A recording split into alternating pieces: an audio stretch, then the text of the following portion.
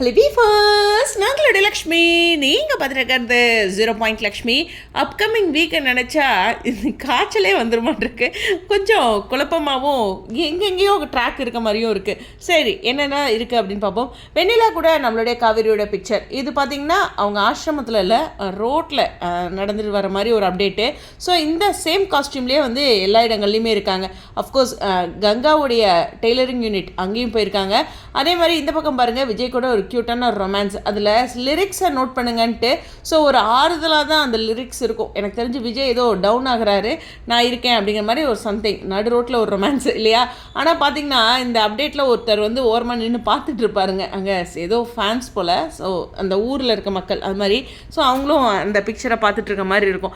Okay, anyways இந்த அப்டேட்டுக்கு நடுவில் இன்னொரு விஷயமும் இருக்குது. இதே சேம் டே ஷூட்டில் நிவினோட வீட்டுக்கும் போயிருக்காங்க. நிவினோட வீடு இது அப்படின்ட்டு நம்ம ஸ்ரீனியோட அப்டேட்டு. அங்கே விஜய் ஏன் மறுபடியும் அப்படிங்கிற மாதிரி ஒரு கேள்வி இருக்குது. ஸோ இந்த ஒரு நாளில் எல்லா இடங்கள்லையுமே அந்த ஷூட் நடந்திருக்கு அப்படிங்கிறது தான். அதாவது காட்சிகளில் வரிசையாக வருது அப்படிங்கிற ஒரு விஷயம். நிவினோட வீட்டுக்கு என்னங்கிறது புரியல. அதே மாதிரி வெண்ணிலாவை அழைச்சிட்டு வராங்க ஆசிரமத்தில் இருந்து. அவ்வளோ சீக்கிரம் அழைச்சிட்டு வர முடியுமா?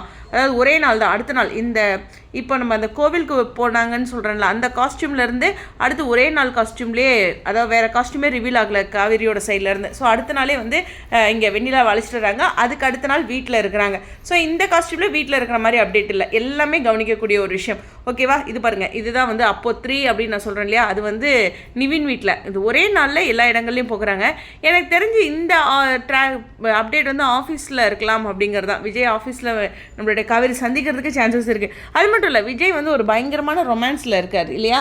ஸோ காவேரி போனது என்னாச்சு ஏதாச்சு அப்படிங்கிற ஒரு கால் அவர் கண்டிப்பாக எடுப்பார் காவேரி பற்றி அப்படிங்கிற ஒரு விஷயம். ரொமான்ஸ் மட்டும் இல்லை, அக்கறையும் அவர் ஜென்ரலாகவே இருக்கும். பட் இருந்தாலும் இப்போ வந்து அக்கறையில் தான் ஃபஸ்ட் இருப்பார். ஆனால் அவர் ரொமான்ஸில் இருப்பார், அது கண்டிப்பான விஷயம்தான். இருந்தாலும் ராகினி எங்கேயோ சம்திங் கூப்பிட்றாங்க அப்படிங்கிறனால விஜய் ஒரு கால் பண்ணுறதுக்கு சான்சஸ் இருக்குது. அதே சமயம் காவேரி கோவிலுக்கு போயிருக்காங்க, அது மாதிரியான அப்டேட்டும் இருக்குது அந்த சேம் டே, அதாவது மண்டே நடக்கிற ஒரு விஷயம் அப்படிங்கிறது. இதில் காவேரி வந்து விஜய் கிட்ட சொல்கிறதுக்கு முன்னாடி நான் உங்ககிட்ட ஒரு விஷயம் சொல்லணும். விஜய் காவேரி இவங்க 2 பேர்த்த பற்றி அப்படிங்கும்போது பாஸ்ட் லைஃப்பை அவ்வளோ அழகாக ஆடியன்ஸ் மாதிரியே தெரிஞ்சு வச்சுருக்காங்க. அதாவது ஏதோ ஒரு பாயிண்ட்டை சொல்லாமல் அப்படிலாம் இல்லை. விஜய்க்கு காவேரி பற்றி 100% தெரியும், காவேரிக்கு விஜய் பற்றி ஒரு 75% தெரியும் அப்படிங்கிறதுலாம் இந்த எக்ஸ்-லவ் பற்றி. அதனுடைய டீப் லெவல் என்னாச்சு ஏதாச்சும் அப்படிங்கிறது இருக்கும். விஜய்க்கே ஒரு 10% அவரோட வாழ்க்கையில் என்ன நடந்துச்சுங்கிறது தெரியாது. இது மாதிரியான ஒரு காட்சியில் அவங்களுடைய புரிதல் தான் வந்து ரொம்ப இம்பார்ட்டண்டான கீயாக நான் பார்க்குறேன். நீங்கள் வெண்ணிலா வந்துட்டாங்கன்னு பதட்டப்படுறீங்க. இப்போ அந்த இடத்துல காவேரி இடத்துல நம்ம இருக்கோம், நம்ம வாழ்க்கையை வாழ்கிறோம் நம்ம கணவரோட. அவங்களோட ஒரு பாஸ்ட் லவ்வில் ஒருத்தர் இப்படி ஒரு இஷ்யூவில் இருக்கும்போது அந்த பொண்ணுக்கு நம்ம என்ன பண்ணுவோம் அப்படின்னா, கணவரை தூக்கி கொடுக்க மாட்டோம், அந்த பொண்ணோட வாழ்க்கையை சரி பண்ணுவோம். கணவருமே அந்த பொண்ணோட வாழ்க்கையை சரி பண்ணுவாங்க. இதுதான் காட்சிகளில் கொண்டு வரணும். ஆனால் நம்மளுடைய பிரவீன் பென்னட் சாரை பொறுத்தவரையிலும் ட்விஸ்ட் பண்ணுவார் அப்படிங்கிற ஒரு பயம் இருக்குது. ஏன்னா இது நாடகம், நிஜ வாழ்க்கை இல்லை அப்படிங்கிற ரொம்ப முக்கியம். எனக்கு தெரிஞ்ச இனிஷியலில் ஒரு ட்ரீட்மெண்ட் சம்திங் எங்கேயோ காவேரி அழைச்சிட்டு போகலாம், அது மாதிரியான ஒரு விஷயம் இருக்கும். விஜய்கிட்ட வந்து சரியாக கன்வே பண்ணணும் இதை காவேரி, அது ரொம்ப முக்கியமான விஷயம். காவேரி அழுதாங்க, பதட்டப்பட்டாங்க அப்படிங்கிற ஒரு விஷயத்தில் விஜய் வந்து எந்த அளவுக்கு டவுன் ஆவார் அந்த வியூவில் இருக்கும். இப்போ நமக்கு ஒருத்தங்க ரொம்ப பிடிச்சவங்க இருக்காங்க, அவங்களுக்கு ரொம்ப பிடிச்ச விஷயம் இருக்குன்னு வச்சுங்களேன், அவங்களுக்கு மேலே நம்ம அந்த விஷயத்தில் எமோஷ்னல் ஆகும். ரைட்டா? எனக்கு காவேரி அவங்களோட லைஃப்பில் சேலஞ்சிங் ஆகிடுச்சு அப்படிங்கிற ஒரு வியூவில் மட்டும் இல்லாமல் விஜயோடைய முக்கியமான ஒரு விஷயங்கிறதுல கூட எமோஷனல் ஆகலாம்ல. நம்மளும் அப்படி பண்ணுவோம் நிஜ வாழ்க்கையில். அப்படி ஒரு வியூவும் இருக்குது. காவேரி வந்து அழுகுறாங்க, எமோஷனல் ஆகுறாங்கன்ட்டு இது எப்படி சொல்லணும் அப்படிங்கிறது கூட பதட்டப்படலாம். ஸோ அதுதான் விஜய் மேலே இருக்க நம்பிக்கை அப்படிங்கிறதுல அவர் வந்து ரொம்ப கிளியராக சொல்லிட்டாரு, அந்த வாழ்க்கையில் எனக்கு நீ ரொம்ப முக்கியம்ன்ட்டு. அவங்க வாழ்க்கையும் வாழ ஆரம்பிச்சிட்டாங்க.